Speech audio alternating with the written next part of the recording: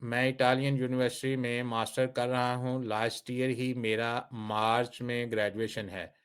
मुझे internship offer हुई है Spanish institute of Madrid for 5 month. मेरा सवाल ये है कि मुझे आगे क्या करना चाहिए? इटली में ही रहूँ या किसी और मुल्क की ट्राई करूँ? क्योंकि इटली में 10 साल बाद पासपोर्ट के लिए एलिजिबल होते हैं।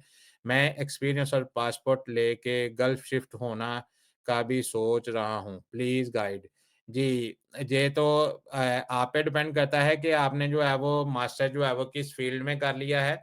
मेरी जो वहीद इजाज़ साहब अगर आपके साथ रिकमेंडेशन है वो ये है कि अगर आपने इटली से मास्टर किया है और ये मास्टर जो है वो किसी टेक्निकल फ़ील्ड में है, जस्ट पीस ऑफ पेपर या कह लें कि भी आपने जो डिग्री जो है वो यहाँ पे आने के लिए या एज़ ए टूल इस्तेमाल नहीं की हुई, तो फिर आपको जो है वो अगर आपका अपनी फ़ील्ड में एक्सपीरियंस है तो आपको जर्मनी में अप्लाई करना चाहिए।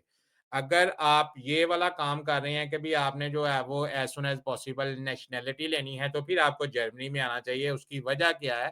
उसकी वजह ये है कि अगर आपने मास्टर कर लिया हुआ है और आपको अपनी फ़ील्ड में ग्रिप है, आपका अपनी फ़ील्ड में एक्सपीरियंस है, तो आपको यहाँ पे जो है वो जॉब ऑफ़र यहाँ पे तलाश करनी चाहिए और इटली से वीज़ा लगवा के इटली से वीज़ा लगवा के जर्मनी में आना चाहिए।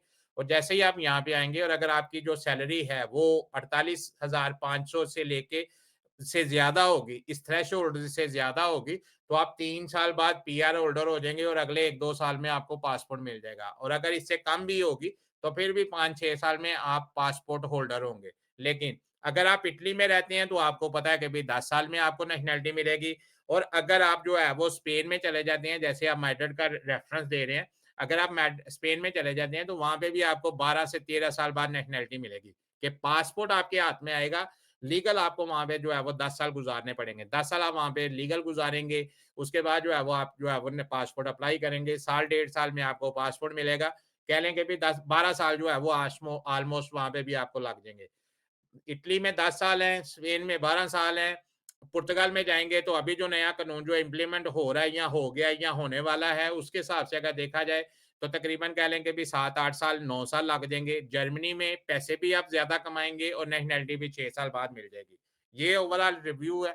अगर फिर भी आपका नेशनैलिटी के हवाले से या कहाँ पे सेटल्ड होना चाहिए, अगर आपको और भी कोई क्वेश्चन है, तो आप हमसे कमेंट सेक्शन में पूछ सकते हैं।